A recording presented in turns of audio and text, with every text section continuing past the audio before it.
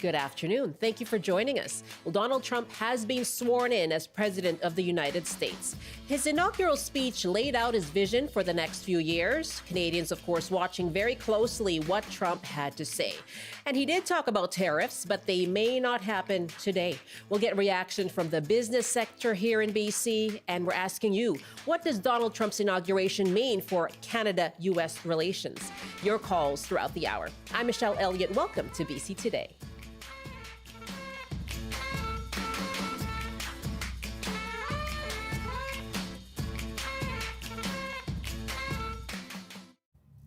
As Canadians watch closely Donald Trump's inauguration, so are our neighbors south of the border, of course. Here are some voices from Bellingham, Washington. I'm just thankful that Trump's back in office, the boss is in the house. I think it's awesome. We've been through a lot as a country. I think the whole world has. Shh, quiet. And I just think that, I think his heart is in the right place, Trump, meaning. Troubled. Yeah, troubled. A little worried. Feels a little numb though too, to be honest. Yeah, I'm just worried about the future. Now, this morning, Donald Trump's speech began with a promise to usher in a, quote, golden age of America. The golden age of America begins right now.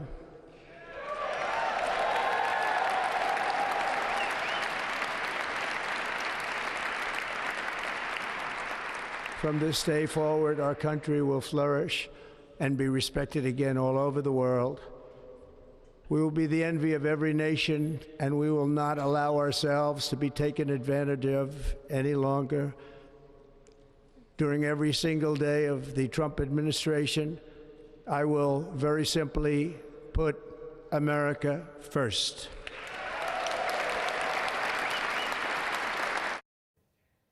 And in that speech, Donald Trump followed through on some of his campaign promises. He stated he would declare a national emergency at the southern border, saying illegal entry will be halted and mass deportations will begin their process.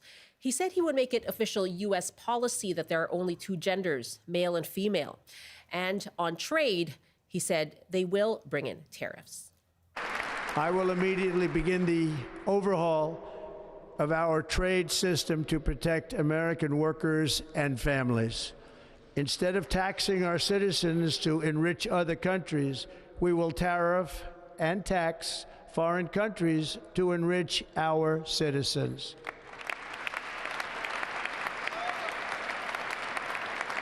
For this purpose, we are establishing the External Revenue Service to collect all tariffs, duties, and revenues. It will be massive amounts of money pouring into our treasury, coming from foreign sources.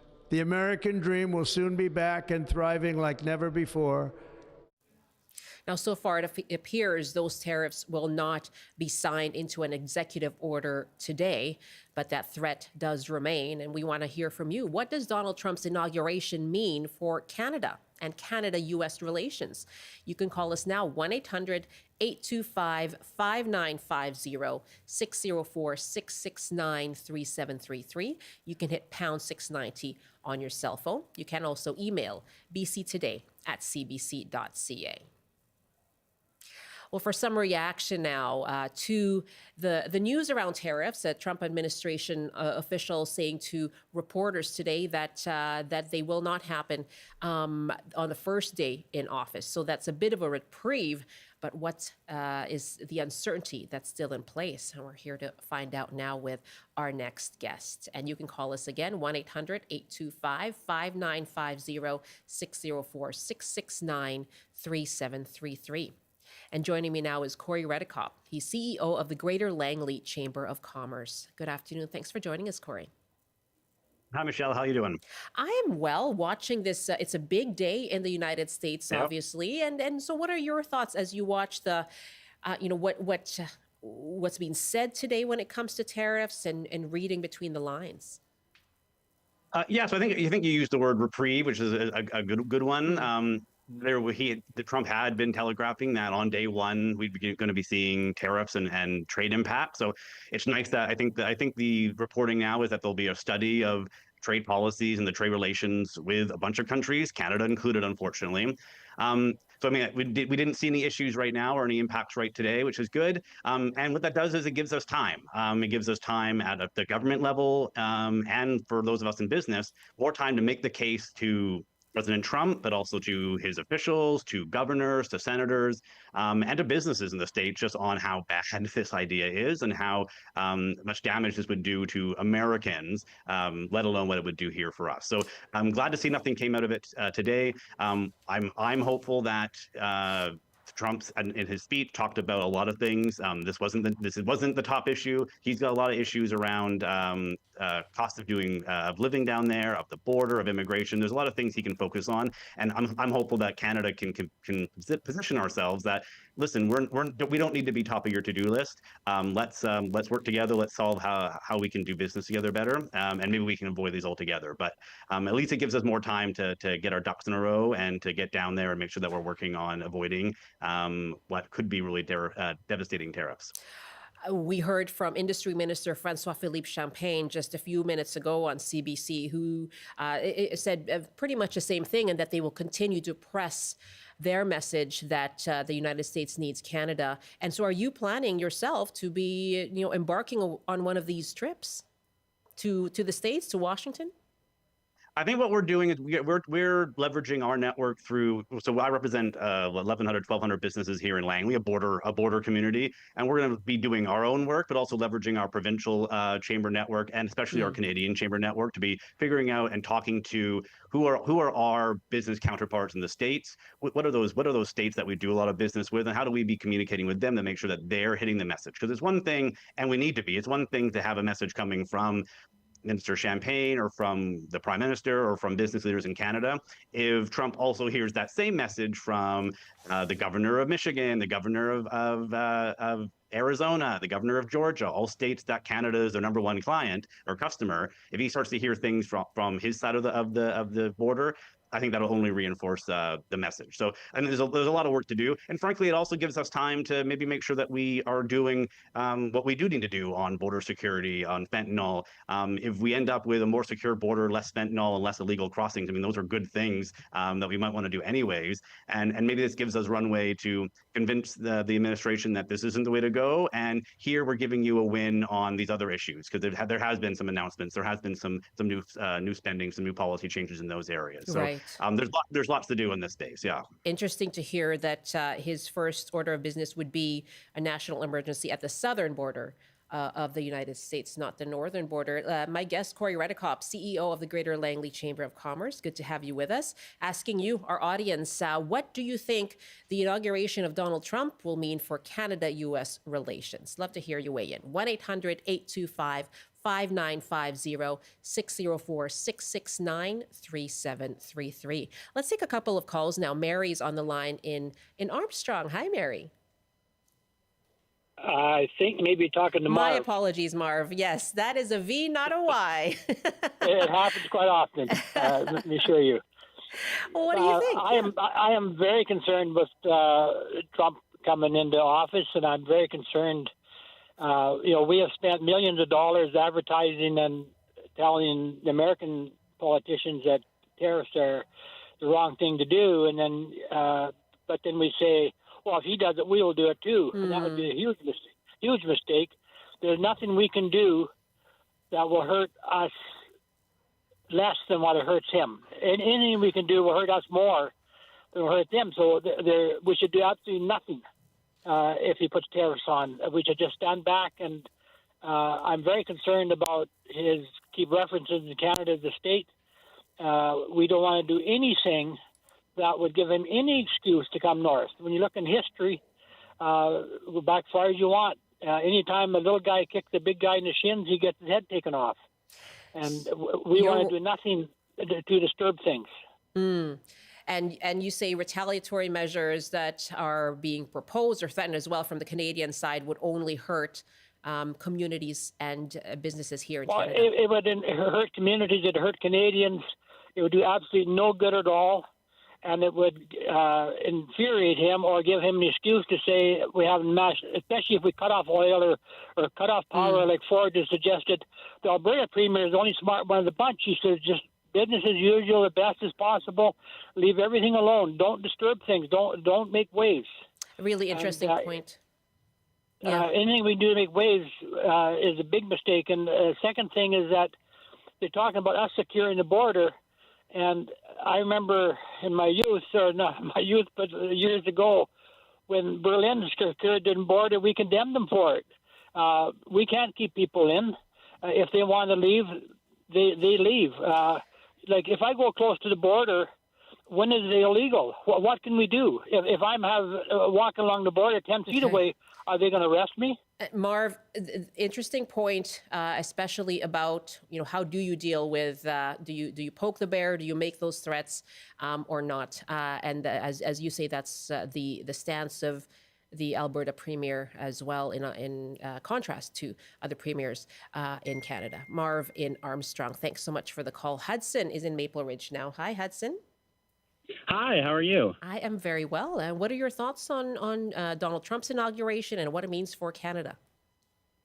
Yeah, well, I'm quite anxious about this personally. I mean, I'm a young person here in BC, and I'm quite worried about the long-term implications of this. There's been a lot of conversation about the employment rates going down and kind of the shock to our economy. But how is this going to affect the Canadian pension plan? How is this going to affect medical care, dental care, all these programs that I want to see exist here in Canada for the rest of my life? And we've had people like Danielle Smith talking about pulling Alberta out of the CPP for about a year now. And now with this trade war looming, just the implications of that really make me quite nervous. Wow. And Hudson, you said you're quite young. How old are you, if I can ask? Yeah, I'm 23. 23. And you're already thinking about what this could mean for your pension. You're really thinking long term here.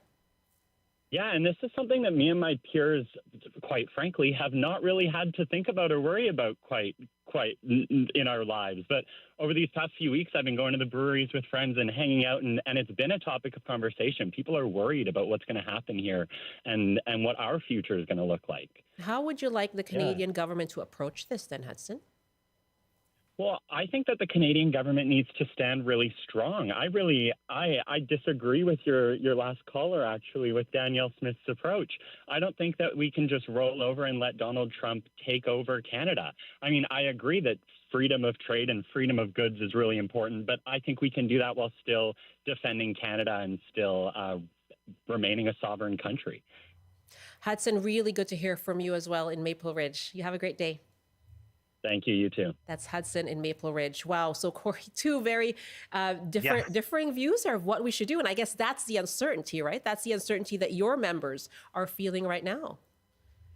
Well, I think, that's we've really got both sides of the coin there. I think, and for businesses and for Hudson, for people, I mean, it's this idea that we don't have any clarity or certainty. And yes, it was nice to have a reprieve today, but that just throws it more into the air, kicks the ball further down the field. I mean, I don't see a scenario, especially if it's 25%. I don't see a scenario which Marv was suggesting that we don't do anything. I think the Canadian government would have to respond in some sense. But there's been some reporting that maybe it will be only some sectors and maybe it'll only be 10%. And that might give us some wiggle room to say, okay, well, before we kind of go to nuclear option, is there other options to really go down there and say, here's what you're doing. There's 1.4 million jobs in your country that are going to be impacted if you do this. We already buy more than China, Japan, and Germany combined. And if you take if he doesn't tariff exports of energy, if you take that off the table, we actually have a huge trade surplus, or they do with us. So I mean, it's really it doesn't make a lot of sense. And I think this, if he moves on this, it'll give us a chance to make those cases a little bit more on the table. It won't be something that's theoretical. It'll be, here's what you've actually proposed, and here's what those impacts would be, and we'd be able to put actual dollars to it and actual job numbers to it. But I think that the long-term, Hudson was mentioning the long-term impacts, and that's where I see a lot of concern, where there's going to be a big shock to the economy if this goes ahead. But then what I'm really concerned about is, again, we're a border community here in Langley. I've got businesses, I've chatted with a couple of them the last week or two, that have operations here in Langley, and they have operations in the States. And if there's an extra dime to spend on a new machine or a new employee or a new investment, is there an incentive for them to spend that dollar in the States because they'll be around the tariffs? And that's where we start to see some long-term changes if businesses start to kind of onshore or reshore down to the States, where we've lost that investment, we've lost that job now. So it's also the acute impact of your goods suddenly got 10-25% more expensive, but then what is that doing for just the broader economic development we have here in Canada if we start to lose those businesses? So these are the things that the government needs to be at all levels. They need to make sure we have a full court press. If he's announcing a study and that he's going to be looking into this is our chance then to show up with this data, show up with these numbers, and say, okay, you want to know what the impact of trade is with Canada? Here you go, and really make sure that we don't leave anything to chance. That they know exactly what they're doing, and that would be probably the best bet to avoid a tariff in the first place. Because I would rather have a conversation of how do we avoid this happening than how do we mitigate this, how do we compensate, how do we retaliate. Cory, really good to speak with you today. Thank you so much for joining us. Yeah, take care. Eh? You take care. Cory Redekop is CEO of the Greater Langley Chamber of Commerce. Taking your calls here on BC Today. Thanks for being with us. And on this inauguration day in the United States, we're asking you, what does Donald Trump's inauguration mean for Canada-U.S. relations? Now, he had been hinting at and talking about 25% blanket tariffs on goods from Canada and Mexico as well.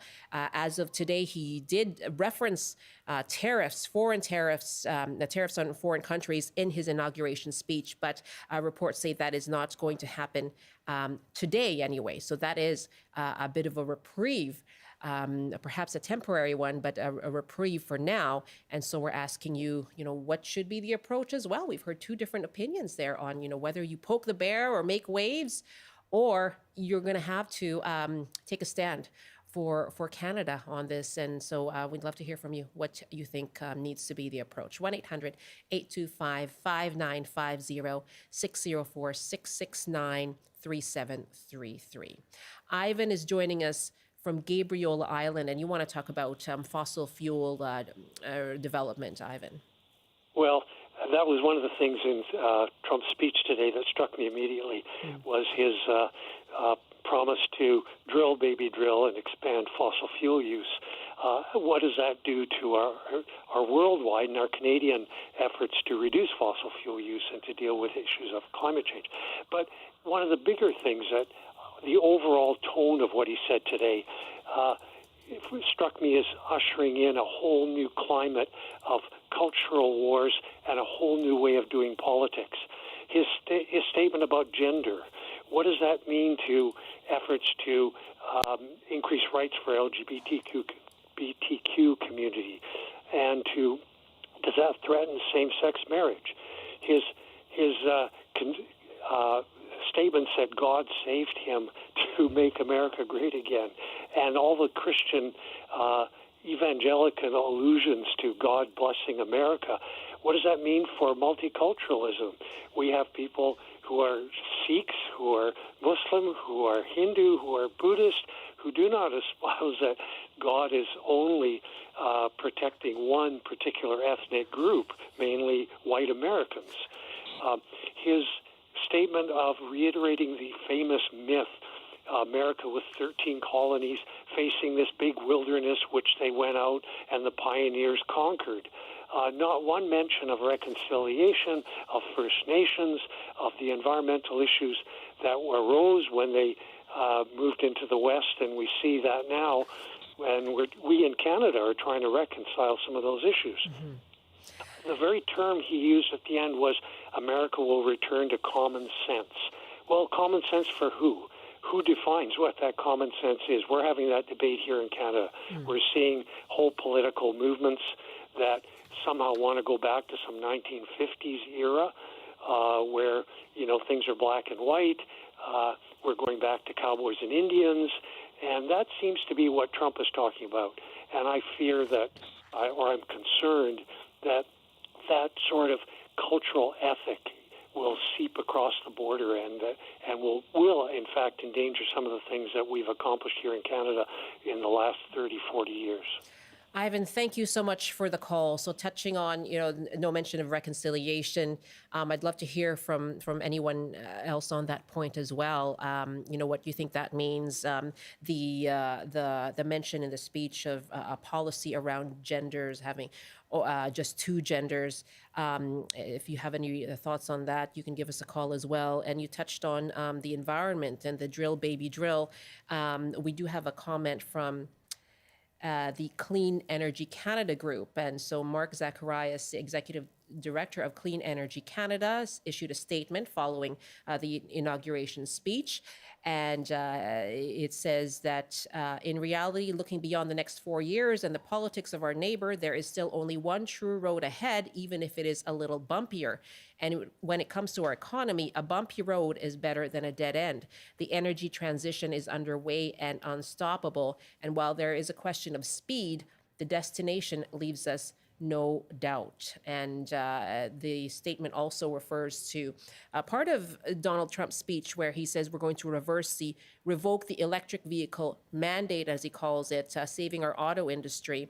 And so this statement from Clean Energy Canada says Europe and China are all in, with the latter now seeing EV sales of around 50%. And so, indeed, as Trump announced today, he will once again withdraw the U.S. from the Paris Agreement. It's worth noting that only 3 nations globally have not ratified their participations. And it says Canada doesn't need knee-jerk economy. So that reaction coming today from the environmental group, Clean Energy Canada. Ivan, really good to hear from you as well. Thank you so much. And let's take another call here before we go to our news headlines. And of course, we'll continue to take your calls for the rest of the hour here as well, asking you what you think Donald Trump's inauguration will mean for Canada and for Canada-U.S. relations. Our numbers again, 1-800-825-5950, 604-669-3733. You can hit pound 690 on your cell phone.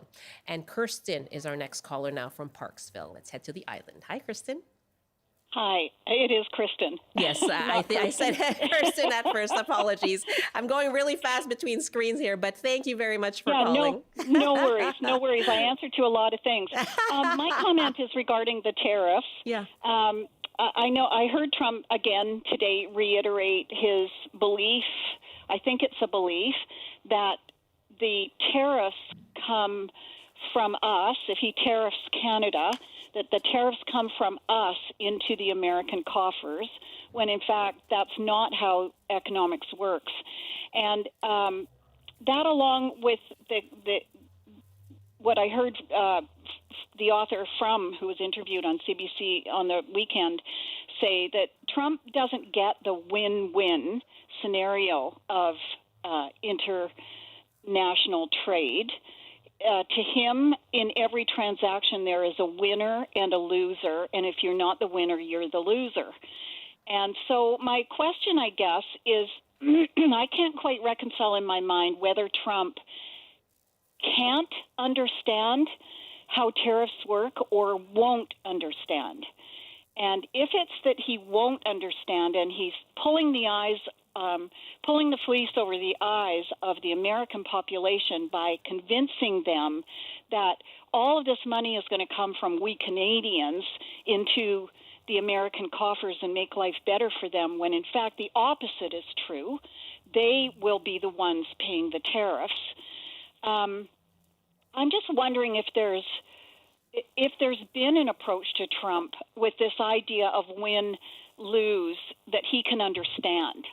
Again, I don't know whether it's that he can't understand it or that he won't, or maybe a little both. I don't know. But somehow, how do you get that message through? If we take gas and oil out of the equation, the trade deficit is actually in the Americans' favor. Right. It becomes a surplus. Kristen, thank you so much for the call, and really good to hear from you in Parksville. I note that seems to be what politicians are trying to do, is send that message on, the two-way street or the win-win situation that they're looking for, as you mentioned, Kristen.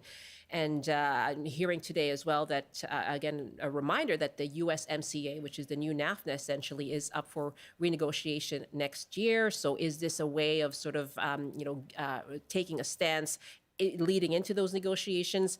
I'll bring up a statement from the U.S. Chambers of Commerce, who are trying to get that message through, saying if imposed, tariffs themselves would not solve our border problems and instead would send prices soaring, costing the typical American family more than $1,000, with significant harm to U.S. manufacturers, farmers, and ranchers. So that coming from the U.S. Chamber of Commerce last November. You're with BC Today here on CBC as we discuss what the U.S. President Donald Trump's inauguration today will mean for Canada-U.S. relations, and asking you what your thoughts are. 1-800-825-5950, 604-669-3733. We'll go back to more of your calls. Plus, we'll hear from our reporter who has been spending the day in Washington State. That's coming up, and we'll hear from political scientist Max Cameron in about 15 minutes from now. Right now, let's pause for a CBC News update, and here's Michelle Moore. Good afternoon. Here are the headlines from the CBC Vancouver newsroom. Donald Trump is once again President of the United States. Trump took the oath of office just after midday in the U.S. Capitol. It appears Canada has been spared the 25% tariff on all its U.S. exports, at least for now. Trump promised to impose the tax on day one. Instead, he announced the U.S. will overhaul its international trade to protect American workers. Government sources in Ottawa say Trump is positioning to revise the North American Free Trade Agreement due in 2026. Meanwhile, businesses in Metro Vancouver say they are keeping a close eye on the possible economic implications after the inauguration of U.S. President Donald Trump today. The Surrey Board of Trade says it's launching a survey to gather insights from local businesses with ties to the U.S. market and possible impacts if new tariffs are introduced. The board says it aims to use the results in talks with key companies south of the border about the implications of the tariffs for U.S. businesses. And BC opposition leader John Rustad has criticized Premier David Eby for what Rustad described as threatening a trade war with the U.S.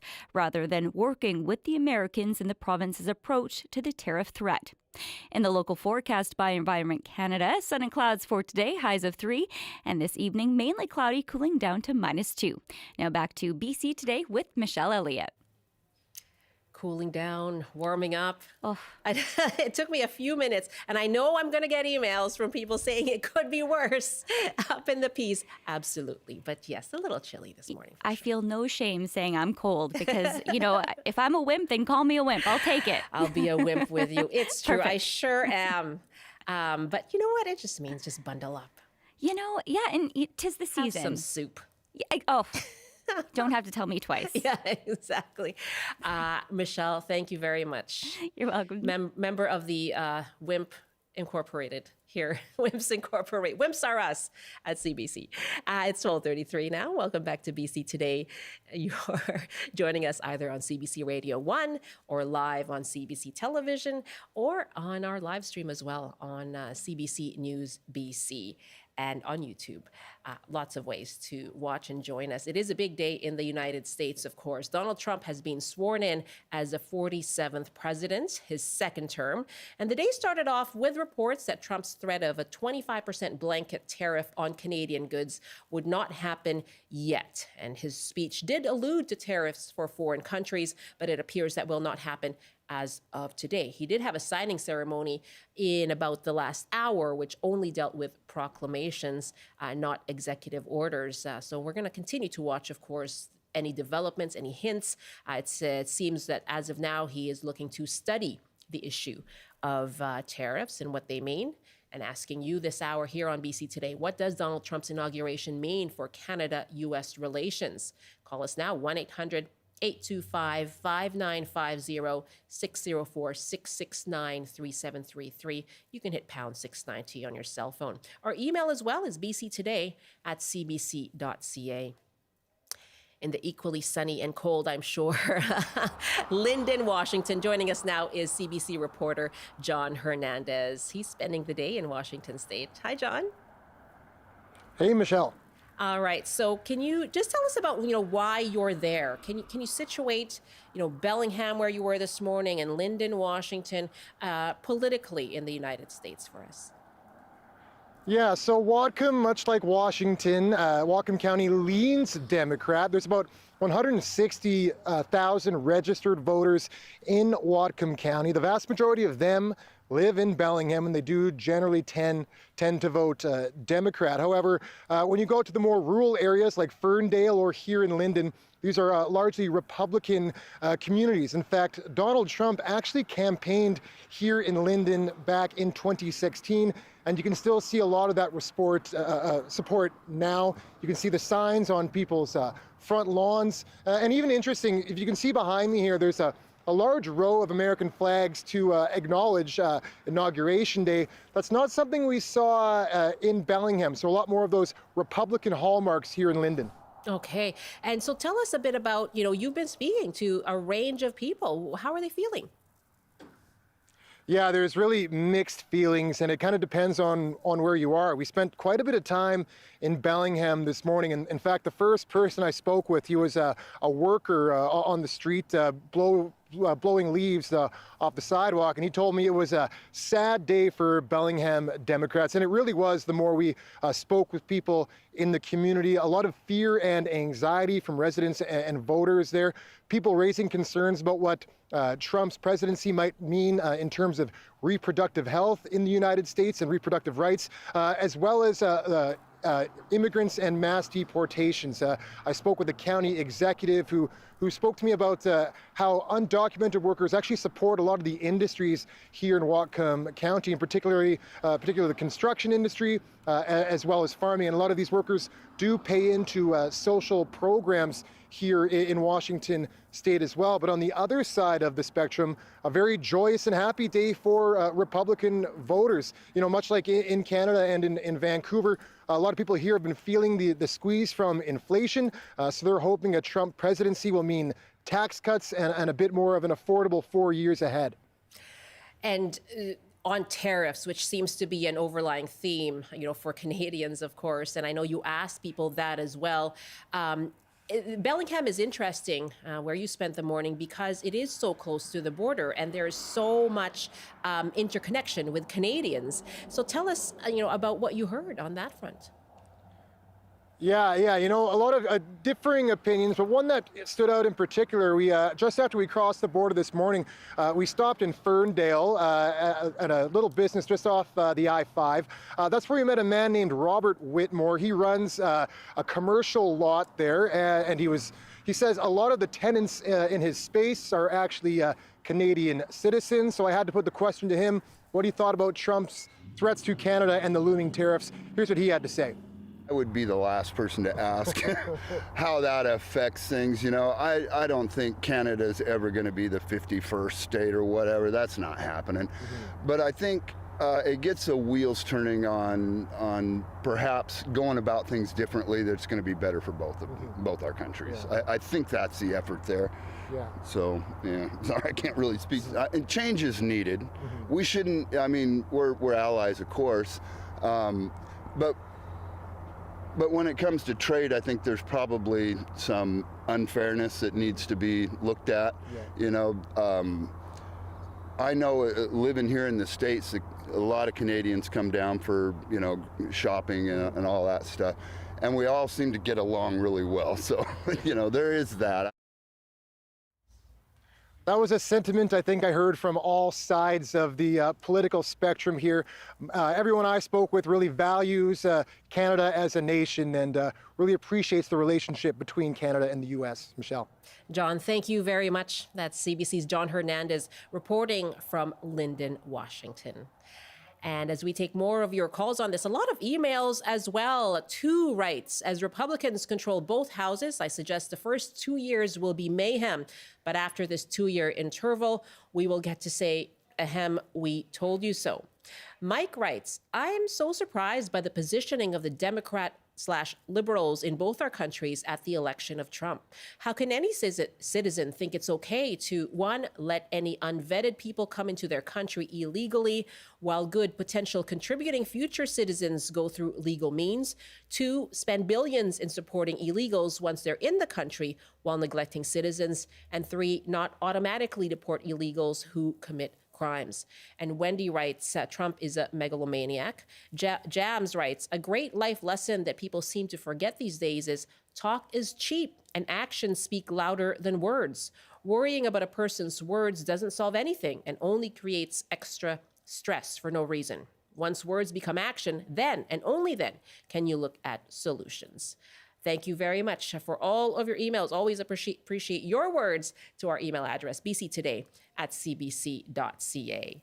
Asking you on the open line, what do you think Donald Trump's inauguration will mean for Canada-U.S. relations? Our numbers again, 1-800-825-5950, 604-669-3733. Also watching in Quebec, cabinet ministers are expected to speak on the inauguration as well. They'll be taking reporter questions before their cabinet retreat in Quebec. So watching that as well.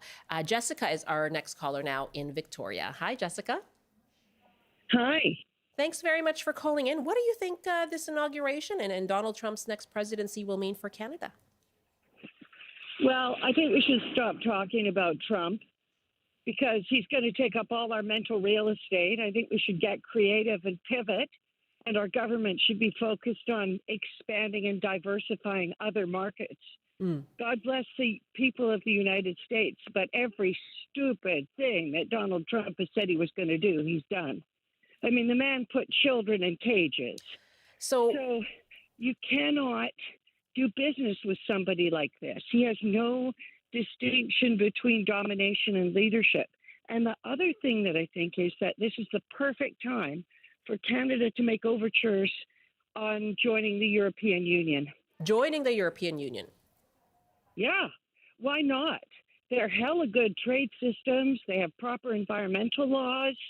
They have a lot of things going on there. And you'd be negotiating with people who had a clue what it is to be a leader, not a dominator. Jessica, there's no point, because even if we negotiate with Donald Trump's government, he will lie and he will change his mind.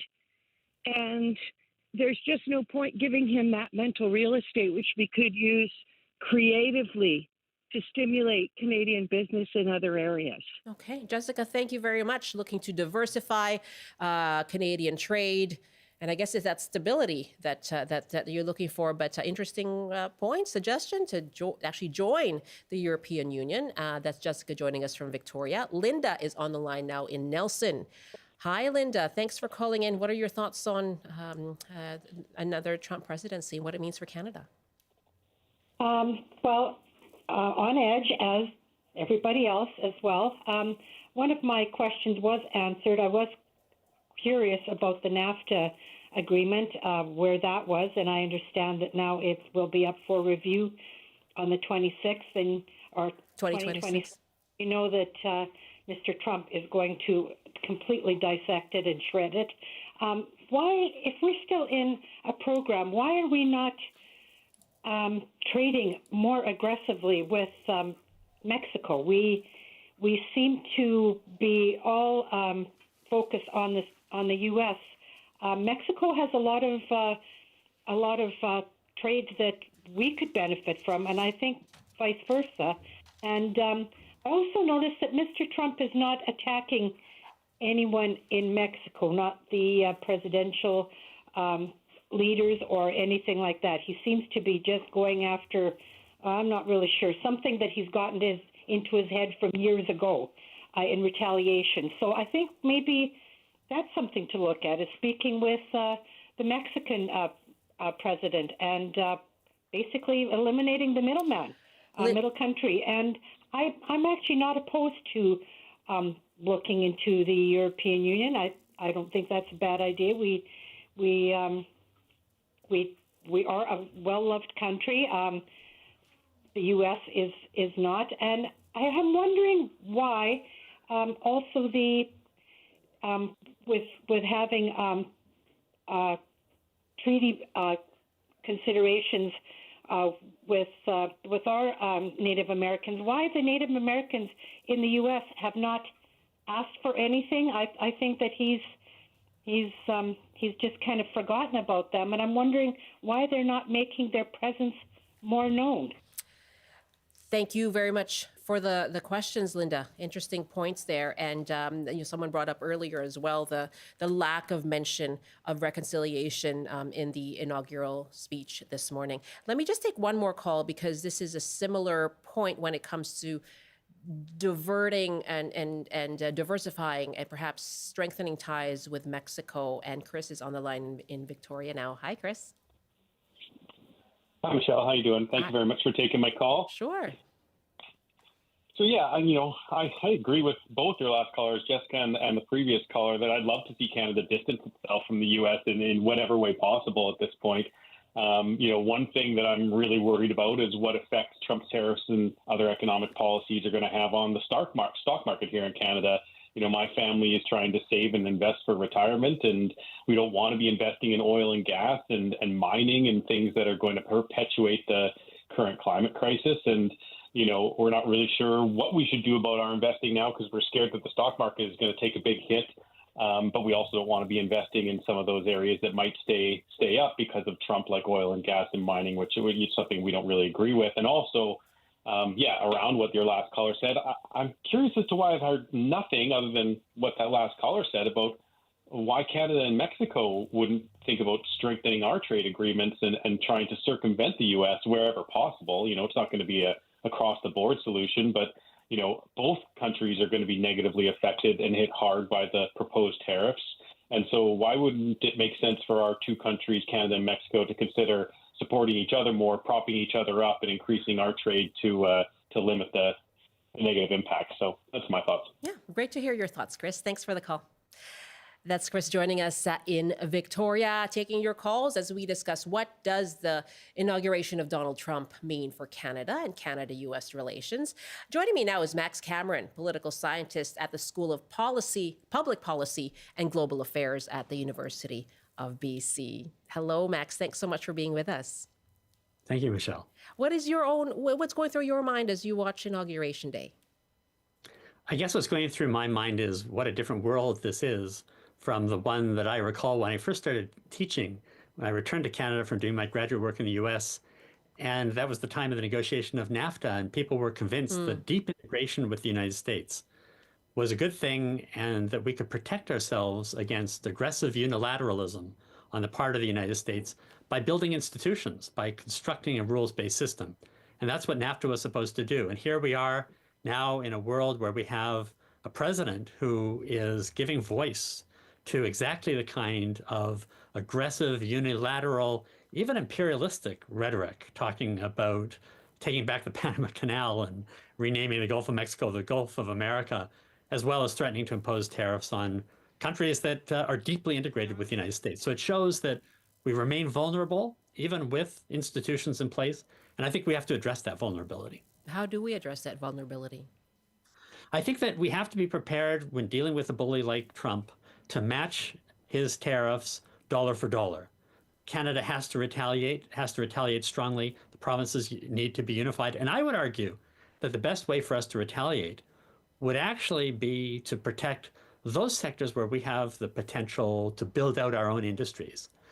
So the effect would be to ensure that there's no economic benefit to the United States of imposing tariffs on Canada in the first instance. But secondly, I think we have to look at how we use our response to diversify our production and to reduce our vulnerability. Okay, you've said a couple of things there. One is retaliate.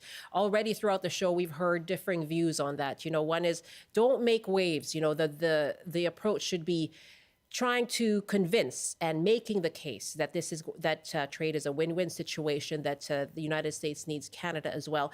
Do you worry about what impact that would have on sort of provoking Donald Trump more, and as well what impact that would have on Canadian businesses and communities, because any kind of tariffs on our exports here would affect production here as well, and their ability to create profit too. It's a really tough balancing act because I think we don't want to respond just to the rhetoric. We don't want to get drawn into that. And so the best thing to do is to be cautious, to hope that reason will prevail, and to do everything possible to ensure that it does. So for Canadians to present a united front, for the premiers and for the federal government to make the case to the United States that we both benefit from the bilateral relationship, that the United States will not find itself enjoying greater prosperity. In fact, what it'll discover is that tariffs increase prices. And so it's not in the interest of either the United States or Canada to get into a trade war. So hopefully cooler heads will prevail and we have to be reasonable. But if the United States does not listen to that and in fact does begin to impose tariffs on Canada, I think we have to be prepared to respond very strongly. And so I think it's a matter of not getting caught up in the rhetoric, but being clear that we can respond and that we will respond strongly. And that calls for something which I think we need in this country, which is national unity. That's not a bad thing. This has the potential to unify Canadians. And I think that we should use that opportunity to remind ourselves that everyone benefits and everyone has to be able to contribute. If we're facing a moment of potential sacrifices in the future, we should share those, and we should do it in the interest of ensuring that everyone benefits from the relationship that we have with any trading country, whether it's the United States or anywhere else. Your second point was on diversification, and I do just want to touch on that because we've had several callers just in the last few minutes say, why not shore up our connections with Mexico or even join the European Union? What is the likelihood of turning to those other avenues? You recall back when the pandemic hit and we didn't have the capacity to produce medical masks. The reason for that was we outsourced that to China. I think we learned from that experience that it's important to have capacity within our own country to produce things that we may need in an emergency. We're moving, I think, away from a world in which we could count on secure supply chains and broad trade with the rest of the world. There are many reasons for that. Not just the United States, not just aggressive unilateralism in the United States, but also the posture of countries like China, the role of countries like the BRICS. The trading system is in shambles.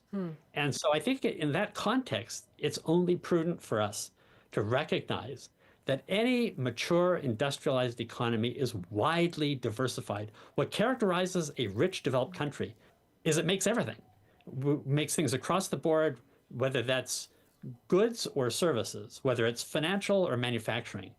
And in Canada, we often act as if we're a kind of a trading entrepot. We don't think that we need that kind of diversification of our economy. And it may be that we're now entering into a world where we have to reconsider that. That sure is different from the NAFTA negotiation days. It's a stunning difference. It's almost hard to believe that we find ourselves in this situation. But it's a testament to the fact that the promise of globalization, while it generated more goods and services and trade and brought about prosperity, much of that prosperity was not widely shared. We're now in a world where we see the consequences of that rise of inequality. The United States has become, quite frankly, an oligarchy. It remains a democracy, but look at all of the wealthy billionaires surrounding Trump on the days. That's part of the problem here. And I think we really need to understand that if we are to have a sustainable prosperity and just prosperity in this country, we have to address the sources of inequality that have come from a kind of hyper globalization, which has benefited a handful of people, but has left most of us behind. Max, I'll get you to hang on the line as we take another call here from George in Salmon Arm. Hi, George. What are your thoughts today? What I think is give Trump what he wants, shore up the borders, like no illegal drugs or anything across the border, and like do the 2% on the GDP for on NATO. defense spending. Yeah. That's, so address those concerns, what Trump has been calling for. Yeah, and I think that would loosen it up a little bit for him, for the trades and tariffs. And I think this is exactly what he wants, because I'm a madman. George, thank you so much for the call from Salmon Arm. And let's take one call from Nasser, who's actually joining us from Barrie, Ontario. Hello, Nasser. Hi, good afternoon, everyone. I know BC is probably afternoon too. Yes. Happy New Year to everyone. And you. And what are your thoughts today? I just have about a minute or so, Nasser. Yes, my thought is basically a situation right now with Canada and U.S. relationship. That's one thing. And then the crime coming from basically United States and a mass deportation. It's affected me so much because I've been watching this news for the past 2 months now, and I'm following in there. It's going to create more problems. We're going to get more criminals are coming in there. I know if anybody wants to come to this country in the right channels, with immigration, I'll be happy with it. But, we don't want so many criminals are coming down in here, destroying this country and so on. Okay. And then also, right now with gun problems, BC, Ontario, coast to coast, there's so much situation, especially, we have to be tough on it. Trump is actually right because he said, because, we have to really toughen our border because, sometimes when I cross from Buffalo to come to Canada, he always says, "Oh, where are you going?" Nasser, I'm like, "Okay, I live in Barrie," and that's it. Yeah, Nasser, thank you very much for the call. And Donald Trump did talk about the southern border, saying that one of his first orders of business will be to declare a national emergency at the southern border. And so when it comes to that rhetoric, though, when it comes to undocumented migrants and the correlation with crime, that is something that Trump has said. But of course, that's not the case that everyone is who's seeking a better life, I suppose, in the United States from elsewhere is a criminal. Let me just go back to Max Cameron. What do you think of that rhetoric? I just have a minute. I'm sorry. I think every nation possesses the right to determine who crosses its borders. And we have also, as a sovereign country, the right to decide if Trump has asked us to do things that are legitimate and we want to do as a country, we can do that. It's up to us to decide that. That's our right as a sovereign nation. I think it's unfortunate when we single out people from abroad and suggest that somehow they're more responsible for crime than our own citizens. That's rarely the case.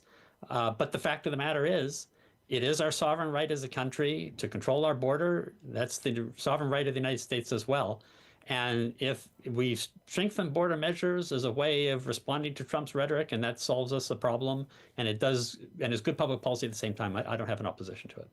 And Max, I do have another minute, in fact, but I want to ask you, do you worry when it comes to,